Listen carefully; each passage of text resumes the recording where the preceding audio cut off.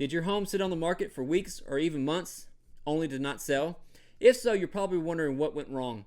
And the truth is, most homes don't fail because of the house, they fail because of the strategy. In this video, I'll break down the 4 biggest reasons homes don't sell and show you exactly what needs to change to get your home sold. But before we dive in, if your home recently came off the market, I help homeowners just like you every single week create a smarter strategy that gets results through my Operation Relaunch program. If you'd like to set up a strategy call to review your home and discuss what I would do differently, you can schedule one using the link in the description below.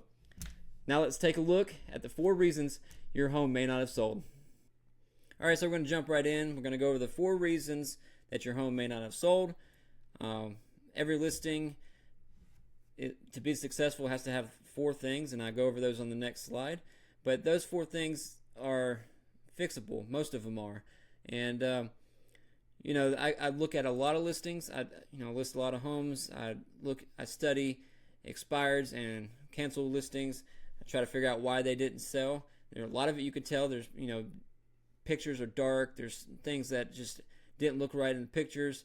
And we'll just go ahead and go on to the next slide. These are the 4 things that every successful listing needs.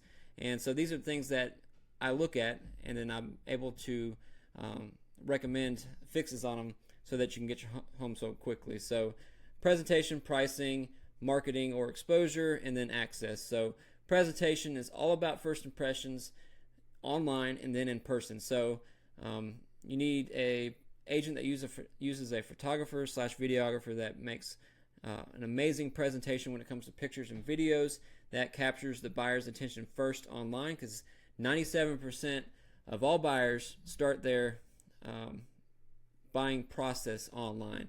And so if you can capture their attention online, then maybe they'll come to your house to during a showing or an open house, and that the actual first impression needs to be top notch. So the actual first impression in person needs to be the first impression needs to be way better than it was online. So especially in this market right now, buyers have plenty of options when it comes to, the inventory is up kind of right now. And so, that it needs to be one of your highest priorities is getting the presentation right. The second thing that can make or break the sale of your house is pricing. I use a data-driven approach. I make sure that there are comps that, of houses that have sold in the last 6 months that are in the neighborhood or, in the near area within, I would say half a mile. I have seen where people have priced, agents have listed a house that was the only house that had sold or that was on the market within the last 6 months, and they used some of the houses on the outside in the of the neighborhood, and the appraiser didn't accept those. So, they're not always apples and apples. So, you want to have an agent that uses a data-driven approach when it comes to pricing or recommending a pricing, because there's not a lot of wiggle room right now. People are not willing to lowball on offers. They're just not willing to offer or even look at the property. So, you want to stay competitive. You want to create some type of urgency and excitement when it comes to the pricing of a house. If somebody feels like they're getting a good deal because it's priced where other properties have sold, and then they don't feel like they're being taken advantage of when it comes to pricing. Marketing. So this is a big one also. You want to have an agent that markets the heck out of your house. And I don't know how many times I've seen, there's a house that I was very interested in listing. I didn't get an opportunity. And when it went on the market, that agent didn't even post it on their own social media that the house was available. I mean, it's not 2021 anymore where you can just put a house on MLS and it'll sell. The agent has to know how to market with the different avenues, different platforms that you can market on. There's everything about it. SEO, search engine optimization when it comes to the description, so that it shows up on Google. Doing a video that's put in YouTube that has keywords that attract buyers to it. Because what happens, the number one search engine in the world is Google. And number 2 is YouTube. Google also recommends YouTube videos based on search results and stuff like that. So, and what's also happening is now AI platforms are using indexing the way Google does. And so you need to have an agent that understands all of this, and to give you a better opportunity to get your property out there. The agent needs to understand how to run ads on social media and just different avenues. If it's a luxury, most agents aren't luxury agents, and they don't have the avenues to be able to reach a luxury type buyer. So if your house is worth over $600,000 here in the Huntsville area, you need to find an agent that has those avenues that can reach people worldwide that are looking for properties that are valued over $600,000. And then the big one is access. I've had sellers before the day it went live. I'm like, all right, we're live, we're ready to go, and they were like, oh, I can't show it at all this week. And I'm like, what are you talking about? We had an agreement that was going to be ready to go, and it actually, luckily it was in the 2021 time frame where people were still trying to beat on the door a week later. But now in 2026, if your house isn't able to be seen that first week, you're already way behind the curve, because that 7 to 14 day, the first 7 to 14 days are very important. If you cut out the first 7 and all you have is that 8 through 14, and it gets past that, people are going to start wondering what's wrong with this house. Why has there been no movement? And that leads into 30, 60, 90 days, and then you're going to have to do price reductions, and you're going to end up doing price reductions to get it lower than you would have liked to have sold it for, just because you weren't available to show your house in the beginning. You need to make every effort that you can to allow people to see your house. If you have pets, you need to have a plan going in, what you're going to do with those pets. If you work from home, if you have kids, you need to have a plan. If somebody schedules an appointment or asks for an appointment to see the house, you need to try to be out within the first, in an hour. That's very critical. I see it all the time in expired listings that the seller needs a 2 to 4 hour window to have a house ready to show, and that's the type of thing that just, it's going to deter a lot of buyers when they can't get in when they need to. So, all right, reason number 1, we've gone over a lot of these already on that last slide, but presentation missed the mark. You want to have a clean house. You want to have it deep cleaned prior to pictures, and then if the original listing did not have professional photography, or that photographer wasn't experienced in real estate photography, then it could be that you need an agent that has the right photographer and videographer and all that stuff. If you have any type of weak curb appeal where there's not any mulch in the flower beds, that stuff needs to be done. Visible repairs that need to be done, you need to go ahead and do those before putting it back on the market. Those are just things that should be done. It shows that you didn't maintain the house, and buyers, they start thinking of, all right, if that's not done, what else isn't done? So you just want to nip all that in the bud from the very beginning. Just get your curb appeal looking nice. Make sure the grass is cut. Even if you do get it on a contract, it needs to be cut. But during this time period, you need to make sure that it stays reasonable at all times. Decluttered is another thing. You want to make sure that there's as little out as possible. No picture frames, no pictures of the family. I understand you want to, look at those, but during this time frame, those should be packed up and if you really want to sell the house, that's just a sacrifice that you have to make. And those, when a buyer walks in and they sees a picture of your family, it automatically takes away from their imagination of seeing their family in the house. So that's one reason why you want to declutter. It also doesn't look clean. You just want to be as minimal as possible. And then if there's any kind of staging that needs to be done, if the property is vacant, that could be another route that we can take if that was one of the big factors. It could just be that the property wasn't clean, or bad pictures, or bad pricing. So,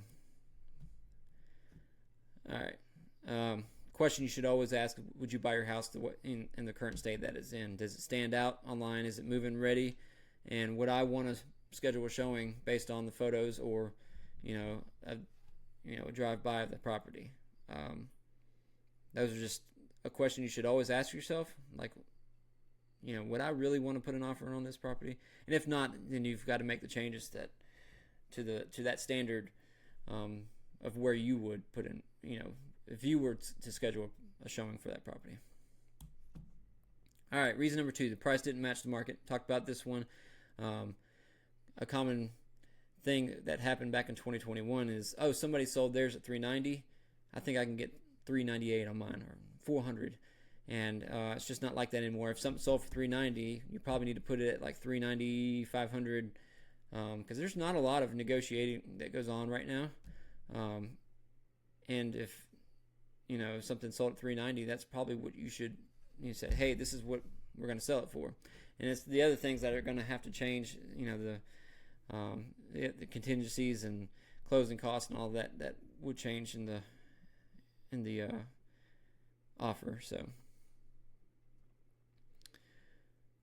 the pricing reality is the market determines the value of the house, not the seller. A lot of sellers are attached to their properties. They've done a lot of work. They feel like they should get more, and those things do increase the value of your home more, but to an extent. So you got to always use data-driven comparative market analysis. So buyers compare everything, similar homes, new construction. I had somebody on TikTok, of all places, tell me the other day that new construction doesn't affect the value of resale. It absolutely does. Why would a person want to buy a house in an area, let's say there's a neighborhood that's been established for a while, and then there's a new construction neighborhood across the street? You're selling your property for $375, and it needs a ton of work. They can go across the street and buy a like property with everything they want in it, probably for $385. The average new construction here in Huntsville is under $400,000, and you can get a lot of what you want brand new, under $400,000. And so, when a buyer, you got to think about this from that perspective. If a buyer sees your property and then it sees they can get one for $10,000 more across the street, brand new, you're gonna have a hard time selling that property at that price point. New construction does affect resale. If new construction goes up, then resale goes up, and vice versa. So price reductions, they watch for reductions as a signal something might be wrong. Sellers, price reductions can show that sometimes the seller's desperate, so they'll come in with a lower offer right after a price reduction. They'll compare recent sales. Like I said, I just had a property that I sold at $390. That number's sticking in my head, but I sold for $390 because there was a property that sold 3 months earlier, same exact floor plan, same everything, for $390,000. So buyers are looking. They see what has happened in the last 3 to 6 months, and they base what they're going to do off of that. And then a lot of it's not because of what the seller wants; it's what the market has done. And buyers are way more aware now of what's happening than they were a couple years ago, when they didn't have the time or opportunity to make these comparisons back then. So buyers have more time now to look at other options, look at what's happening, and base their decisions off of that. All right, reason number 3, not enough exposure. Like I mentioned, the different types of things that promote your property, pictures, walkthroughs, the marketing that that's involved with all of that, being able to get social media ads, going. And the big one I didn't talk about is agent networking. Um, your agents should be able to reach out to their agent network to see if there's any buyers that are interested in that type of property in that location. If they don't have those connections, you're losing a big chunk of the buyer pool that all these other buyer agents are working. So, but at bare minimum, you need to have professional photography. Walkthroughs are great because they post it on YouTube, like I mentioned. Google and YouTube are number one and number two search engines, and then they feed into AI platforms. So a lot of buyers are shifting from like your Zillow or Google to ChatGPT, typing in show me properties that are in this zip code or this neighborhood under this amount, and then it'll bring up. And if your listing isn't indexed right because of poor search engine optimization and all this other stuff that's involved, then your property may not show up, even if it's just something they can find on Google or Zillow. AI may not show it. All right, exposure checklist, professional photos, video walkthrough, social media advertising, and then agent network. Open houses is a big one. I've done, I don't know how many open houses in the last year. It's been a bunch, but agents don't like to do them. I don't mind it because it gives my sellers property more exposure. There's more people in the house than would if I didn't do it. Even they can go to a showing on Sunday, but no, they'd rather come to an open house most of the time. But those are the big ones. Those are the checklists that you need to be able to check all these off when you interview an agent and ask them what they do for each of these. All right, reason number 4, buyers couldn't see the home. Limited showing hours, difficult occupant situations, excessive notices required, and then just constant restrictions on allowing people in the house. So it causes a problem. I mean, if it's something that you did the first time, you probably should figure out a way, just come up with a solution to minimize it, not necessarily do away with it altogether, but you need to make a better plan on how to handle this, because that's really what gets your house sold, is being able to let buyers in your house. It's people aren't buying houses sight unseen anymore, so it's just, I know some situations are difficult, but it's something that you got to try to work around. And it's best to get pets out of the house. I've seen listings a lot recently of expired, dogs will be in a crate in the laundry room, or because what happens with that, I've said this a bunch on some older videos, is anytime there's a dog in it, especially if it's a family with a young child, and they go into a house and they're like, oh man, this house is amazing, and the kid opens the laundry room door and there's a dog. Oh my god, there's a dog! Ah! And then those buyers are completely distracted now because their kids are going crazy about a dog, and it's just something you don't think about, but that's what happens. I've been on so many showings where the buyers lost focus because the kid found a dog in the house and was wanting to do nothing but pet it through the crate. But yeah, that's just one thing you got to figure out. Take it to a dog sitter, work out a deal with a dog sitter that if whenever I have showings, if I can bring the dog for $10, $15, $20 or whatever, that type of thing. But yeah, if you need a dog sitter for baby in, it's my wife's business. But yeah. All right, convenience wins. The easier it is to show, the easier it is to sell.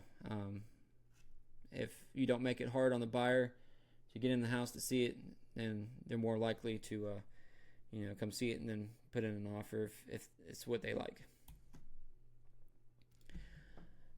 All right, the truth about listings that didn't sell. You need more buyer interest, more showings, better marketing, and stronger offers. You need That stronger offer means pricing.